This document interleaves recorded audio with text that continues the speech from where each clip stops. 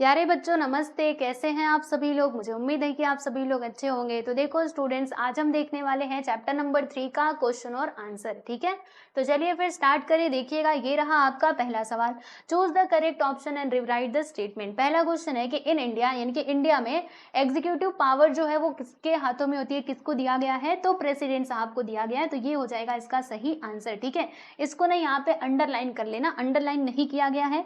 लाइए मैं कर देती हूँ फटाक से अंडरलाइन। ठीक है स्टूडेंट्स, ऐसे करके, क्योंकि देखो जब भी हम ये फिलअप्स करते हैं तो ऐसे अंडरलाइन होता है ना वहां पे। लो भैया कर दिया हमने। अब चलिए आगे चलते हैं। नेक्स्ट क्वेश्चन है कि the tenure of the president is of 5 years. बिल्कुल सही बात है, जो प्रेसिडेंट साहब है उनका टेन्योर कितना होता है, कार्यकाल कितना होता है, 5 वर्षों का होता है। एंड जो काउंसिल ऑफ मिनिस्टर होती है ना, उसको कौन लीड करता है प्यारे बच्चों, तो प्राइम मिनिस्टर साहब लीड करते हैं। हम लोगों ने देखा था ना, पहले प्राइम मिनिस्टर बनते हैं, फिर क्या करते हैं, अपने में से वो जो उनके कलीग्स होते हैं उसमें से वो काउंसिल ऑफ मिनिस्टर्स यानी मिनिस्टर्स को चुनते हैं। ठीक है, और ये सब मिलकर के बनाते हैं एग्जीक्यूटिव हेड, मतलब एग्जीक्यूटिव बनाते हैं। राइट, चलिए आगे चले। फाइंड एंड राइट क्या है, the president, the prime minister, the council of ministers are called the, क्या कहा जाता है, देखो प्रेसिडेंट भी है, प्राइम मिनिस्टर भी है और काउंसिल ऑफ मिनिस्टर, इनको एक साथ आप क्या कहोगे, इंडियाज यूनियन एग्जीक्यूटिव। ठीक है, फिर ड्यूरिंग द पार्लियामेंट्री, ये मैं छुपा देती हूँ, during the parliamentary session the period around 12 noon is known as, बताओ पार्लियामेंट सेशन का जो 12 बजे का टाइम होता है उसको हम क्या कहते हैं, उसको हम कहते हैं 0 आवर। ठीक है, क्वेश्चन आर होता था, हमने पढ़ा था, 0 आवर भी पढ़ा था, तो ये था 0 आवर। ठीक है, नेक्स्ट है right on following concepts in your own words. ठीक है, आपको अपने भाषा में, अपने ओन वर्ड्स में यहाँ पे लिखना है ये कॉन्सेप्ट्स के बारे में। ठीक है, यहाँ पे दिए गए जैसे इम्पीचमेंट प्रोसीजर। अच्छा बताओ ये इम्पीचमेंट प्रोसीजर क्या है प्यारे दोस्तों, तो याद कीजिए, अगर प्रेसिडेंट साहब को उनके पोजीशन से हटाना है तो फिर ये वाली प्रक्रिया चलाई जाती है ताकि ये हट जाए। ठीक है, उसी को हम इम्पीचमेंट प्रोसीजर कहते हैं। तो आइए जरा हम समझ लेते हैं, इसको पूरा एक्सप्लेन करेंगे। देखो प्रेसिडेंट साहब को हम क्यों हटाएंगे, जब वो हमारे संविधान को नहीं मानेंगे, संविधान का उल्लंघन करेंगे तब। तो देखिएगा, if any act of president violate the constitution then parliament has the authority to remove the president. This process is known as impeachment process। यानी कि अगर हमारे प्रेसिडेंट साहब क्या करते हैं, कॉन्स्टिट्यूशन को वायलेट करते, उसको नहीं मानते, कुछ गड़बड़ घोटाला करते, अब ऐसे कंडीशन में पार्लियामेंट के पास ये अथॉरिटी है कि क्या किया जाए, प्रेसिडेंट साहब के खिलाफ ये वाला प्रोसेस चलाया जाए और उनको उनके पोजीशन से हटा दिया जाए। ठीक है स्टूडेंट, देखो होता क्या है, any one of the houses can lay the charge of violation of the constitution and the investigation of the charge is carried out by the other house। यानी एक हाउस में मान लीजिए उनके ऊपर, मान लीजिए ये आरोप लगाया गया कि इन्होंने ऐसा किया है, तो दूसरा हाउस क्या करेगा, उसके ऊपर पूरी जांच पड़ताल करेगा। ठीक है, और the resolution has to be pass by special majority of both the houses. यानी कि स्पेशल मेजोरिटी से वो दोनों हाउस में अगर जो रिजोल्यूशन है, राइट, वो अगर पास हो गया तो समझो प्रेसिडेंट साहब अपने पोजीशन से हटा दिए जाएंगे। ठीक है, प्रेसिडेंट नहीं रहेंगे अब वो। तो ये हो गया इसका आंसर। नेक्स्ट है no confidence motion. No confidence motion क्या होता है प्यारे बच्चों, तो ये जो मंत्री लोग होते हैं ना, मंत्री लोगों को कंट्रोल करके रखने का ये बहुत अच्छा उपाय है, क्योंकि मंत्री को जब ये डर सताएगा ना तो वो घोटाला करने से बचेंगे। ठीक है, तो आइए जरा समझें। पहला point, the government stage in power till it enjoy the support of the majority in Lok Sabha. यानी कि देखिए जो गवर्नमेंट है ना प्यारे दोस्तों, समझिएगा, वो पावर में कब तक रहेगी, देखो the government stage in power till it enjoys the support of the majority, यानी जब तक इसको मेजोरिटी मिली है लोकसभा में तब तक हमारी गवर्नमेंट रहेगी पावर में। Okay, if the members of the parliament withdraw the support, अगर पार्लियामेंट के मेंबर्स ने अपना सपोर्ट निकाल लिया, it may lead to loss of majority, तो फिर इसका मेजोरिटी नहीं रहेगा, माइनॉरिटी में आ जाएगा और फिर जाके गवर्नमेंट जो है वो पावर में नहीं रहेगा, वो पूरा सरकार जो है गिर जाएगी। ठीक है, फिर इतना तो हमने सरकार के बारे में बताया कि क्या क्या होता है, सरकार कब गिरती है। ठीक है, तो देखिएगा तीसरे पॉइंट में हमने क्या बोल दिया कि the members of the houses can move one non confidence, क्या है, नो कॉन्फिडेंस मोशन। ठीक है, if the motion is pass with the majority support then the council of minister has to resign. यानी कि जो मेंबर्स हैं house के बराबर, वो क्या कर सकते हैं, ये नो कॉन्फिडेंस यानी कि अविश्वास, हिंदी में कहते हैं इसको अविश्वास प्रस्ताव। ठीक है, अविश्वास प्रस्ताव ला करके जो मंत्री साहब हैं उनको उनके पद से हटा सकते हैं। ठीक है, तो ये इसका आंसर है, आप देख लेना। नो कॉन्फिडेंस मोशन, हाँ देखो ये बोला था मैंने, नो कॉन्फिडेंस मोशन क्या है, ये बहुत ही इफेक्टिव वे है मिनिस्टर्स पे कंट्रोल रखने का। तो no confidence motion is one of the most effective ways to keep a check on the council of ministers. इधर बिंदु लगा लेना। ठीक है, आगे चले। जम्बो मिनिस्ट्री, अब ये तो कहीं पे हमने चैप्टर में नहीं पढ़ा था लेकिन यहाँ पे दे दिया, क्या करोगे, कुछ नहीं, आओ सीखते हैं। जम्बो मिनिस्ट्री क्या होता है? जम्बो, जम्बो मतलब कोई अगर बहुत ही बड़ी होती है, ह्यूज होती है, उसको हम जम्बो कहते हैं, आप समझिएगा, वही होता है। तो this refers to huge council of minister. Jumbo ministry का मतलब क्या हुआ? ह्यूज काउंसिल ऑफ मिनिस्टर, बड़ी काउंसिल ऑफ मिनिस्टर, ठीक है। तो ये पहला पॉइंट हो गया। दूसरा पॉइंट देखिएगा कि there was a trend to keep a large council of minister in our country, मतलब हमारे कंट्री में ज्यादा मिनिस्टर्स रखने का क्या था? ये था, मतलब क्या कहते हैं, ट्रेंड। ट्रेंड होता है ना हर चीज का ट्रेंड, जैसे किसी ये सॉन्ग का ट्रेंड आता है, बराबर, तो वैसे ही। लेटर, फिर उसके बाद क्या हुआ कि there was a constitutional amendment to limit the size of the council of ministers, यानी पहले ये था कि मिनिस्टर्स ज्यादा रहेंगे, लेकिन फिर उसके बाद हमारे कॉन्स्टिट्यूशन में कुछ चेंजेस किए गए, अमेंडमेंट किए गए, और फिर एक लिमिट रखी गई कि इतने ही मिनिस्टर्स हो सकते हैं। तो कितने मिनिस्टर हो सकते हैं दोस्तों? देखिए, इस अमेंडमेंट के आधार पर हम बता सकते हैं कि जो नंबर ऑफ मेंबर्स है ना काउंसिल के अंदर, वो 15% से ज्यादा नहीं होनी चाहिए। किसके 15%? तो total number of members in the Lok Sabha, Lok Sabha में जितने मेंबर्स है उसका 15%, उससे ज्यादा नहीं होनी चाहिए, ठीक है। तो ये यहाँ पे तय किया गया है, आप देख सकते हो। आंसर इन ब्रीफ क्या है इसमें? कि enumerate the functions of the council of minister. जो काउंसिल ऑफ मिनिस्टर है ना, इनके फंक्शंस आप लोगों को बताने हैं, इनके इनके क्या क्या काम होते हैं वो आप लोगों को यहाँ पर चर्चा करनी है। तो आइए जरा हम समझते हैं। देखिए, पहला पॉइंट देखेंगे स्टूडेंट, थोड़ा मैं इसको छोटा करना चाहूंगी, ठीक है।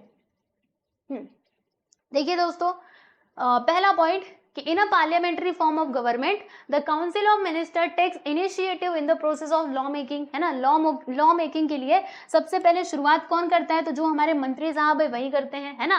फिर द स्कीम, जो भी ये स्कीम है, पॉलिसी है, एक्सेट्रा, फिर उसके बाद उसको ड्राफ्ट करने का काम ये कर सकते हैं, और फिर उसको इंट्रोड्यूस करेंगे हाउस में, है ना, और फिर वहां पर डिस्कस करेंगे, और लोग जब सवाल पूछेंगे उनके जवाब भी देंगे, डिसीजन भी लेंगे। ओके, तो ये काम होता है किसका? काउंसिल ऑफ मिनिस्टर्स का। और क्या होता है? तो देखिए, education, agriculture, industry, health, foreign relations are the subjects on which the council of ministers decide specific policies or direction of work. The ministers of respective department lay their policy plans in the house to bring about a discussion on it. यानी कि वही है, इन सबसे related अगर उनको कोई policy बनानी है तो वही बताएंगे ना, और जाकर के सदन में, हाउसेज में चर्चा करेंगे। And implementation of policy foremost responsibility, और देखो सबसे ज्यादा रिस्पॉन्सिबिलिटी इनकी क्या है? तो पॉलिसी को क्या करना? इम्प्लीमेंट करना। कोई लॉ बनाया गया उसको इम्प्लीमेंट करवाने का काम इन्हीं का होता है, काउंसिल ऑफ मिनिस्टर्स का, ठीक है। Once the parliament approves the law the council of minister implements them. Okay, जब पार्लियामेंट ने लॉ बना दिया, इम्प्लीमेंट करने का काम भैया इन्हीं का है, याद रख लो। आगे चले। How does the parliament keep a check on the executive, यानी कि जो पार्लियामेंट है ना, वो कैसे एक काउंसिल ऑफ मिनिस्टर यानी कि एग्जीक्यूटिव के ऊपर अपना ये रख सकती है, क्या कहते हैं, कंट्रोल, चेक रख सकती है, ठीक है। तो समझिएगा, इसके कई सारे तरीके हैं, जैसे कि डिस्कशन एंड डिबेट्स के थ्रू, और क्या, डिस्कशन एंड डिबेट्स, फिर क्वेश्चन आर होता है, फिर ये 0R और नो कॉन्फिडेंस मोशन, हमने देखा था ना लेसन के अंदर, हमने पढ़ा भी था, तो वही पूरा के पूरा बता दीजिए। एक्सप्लेन तो मैंने आपको किया ही था जब मैं एक्सप्लेनेशन दे रही थी तभी भी, आप फिर भी एक बार देख लेते हैं। डिस्कशन एंड डिबेट्स, देखो डिस्कशन एंड डिबेट्स में होता क्या है प्यारे बच्चों, ये बहुत मतलब बहुत इंटीग्रल पार्ट है, यानी कि आप समझिएगा इंपॉर्टेंट पार्ट है लॉ मेकिंग प्रोसेस का। क्योंकि जब कोई कानून बनाना है, अब आपस में चर्चाएं हो रही है ना, तो लोग कहेंगे ना कि ये कानून में ये गड़बड़ है, या फिर अच्छी बातें रहेंगी तो वो बताएंगे, या फिर उनका कुछ सजेशन रहेगा तो वो भी आप उसके अंदर ऐड कर सकते हो। यानी कितने फायदे हैं ऐसे डिस्कशन बनाने के, है ना। तो इसके थ्रू उनके ऊपर कंट्रोल रखा जा सकता है, क्योंकि जब सवाल पूछे जाएंगे ना, जवाब इनको देना पड़ेगा।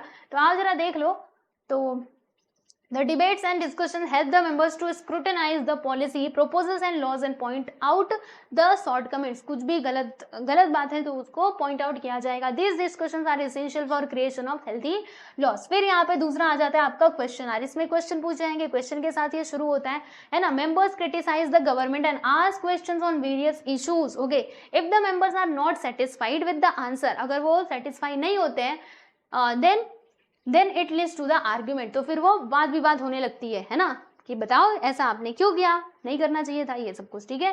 फिर उसके बाद 0R आ जाता है आप लोगों का। 0R में क्या होता है, ये 12 बजे के लगभग शुरू होता है, जिसको नून में मतलब दोपहर में, इसको 0R कहते हैं, ठीक है। तो इस पीरियड में क्या होता है ना कि यहाँ पर जो भी जनता के इंपॉर्टेंट मुद्दे हैं उसके ऊपर यहाँ पे चर्चा की जाती है। Okay, raised and important question of public importance can be raised and discuss, ठीक है। ये हटा लेना, ये जो आप देख रहे हैं ना बिंदी, यानी कि फुल स्टॉप यहाँ पे नहीं आएगा। नो कॉन्फिडेंस मोशन क्या है, तो हमने देखा था ना, ये सबसे इफेक्टिव वे है मिनिस्टर्स के ऊपर कंट्रोल रखने का।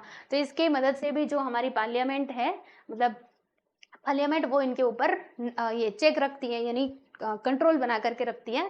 देखिएगा, The members of the house can move a no confidence motion by simply expressing we do not have confidence in the government। यानी वो कैसे no confidence motion ला सकते हैं कि यस हम इनके मतलब हमें अब ये सरकार पर कुछ भरोसा रहा नहीं, ऐसे करके, ठीक है। if the motion is passed with the majority support then the council of minister have to resign।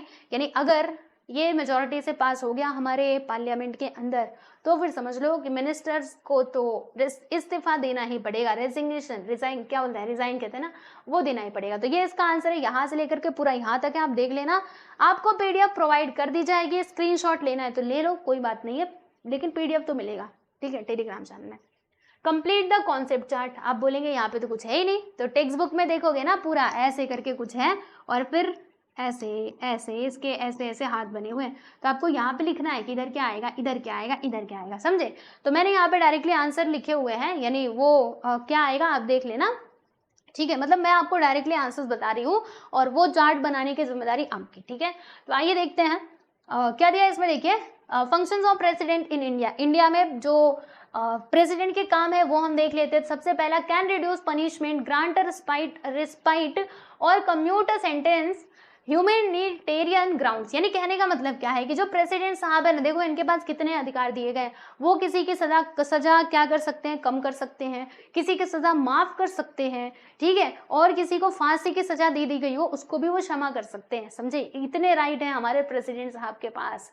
Okay, दूसरा है commander in chief of the arm forces, और ये आर्म फोर्सेस के क्या होते हैं, चीफ होते हैं, मुखिया होते हैं, ठीक है। And can declare an emergency in case of crisis in the country, अगर हमारे कंट्री में कोई क्राइसिस हुआ उस सिचुएशन में वो इमरजेंसी भी लागू करवा सकते हैं, इमरजेंसी का आह्वान कर सकते हैं। दूसरा, चौथा कि वो क्या करेंगे, पार्लियामेंट का सेशन बुला सकते हैं, है ना, या फिर उसको बंद भी करवा सकते हैं, इनकी मर्जी। और जो बिल पास हुआ है लोकसभा से उसके ऊपर साइन करना होता है, और ये प्राइम मिनिस्टर और उनके काउंसिल ऑफ मिनिस्टर है उनको अपॉइंट करते हैं, और ये सुप्रीम कोर्ट और हाई कोर्ट के जजेस को भी क्या करते हैं प्यारे बच्चों, अपॉइंट करते हैं, एज वेल एज जो स्टेट के अंदर गवर्नर्स होते हैं ना उनको भी ये अपॉइंट करते हैं। तो इतनी बातें आप लोगों को ध्यान रखनी है, किससे रिलेटेड, तो हमारे प्रेसिडेंट साहब से संबंधित, ठीक है। चलिए, तो यहाँ पर आपका ये जो चैप्टर नंबर 3 था ना, कंप्लीट होता है, आप देख लो, सारी चीजें मैंने आपको बता दी हैं, ओके। और एक्सप्लेनेशन के वीडियोस भी अपलोडेड हैं। तो वीडियो कैसा लगा बताना जरूर कमेंट सेक्शन में, अच्छा लगे तो लाइक भी कर सकते हो। चलो मिलते हैं नेक्स्ट वीडियो में, बाय एवरीवन।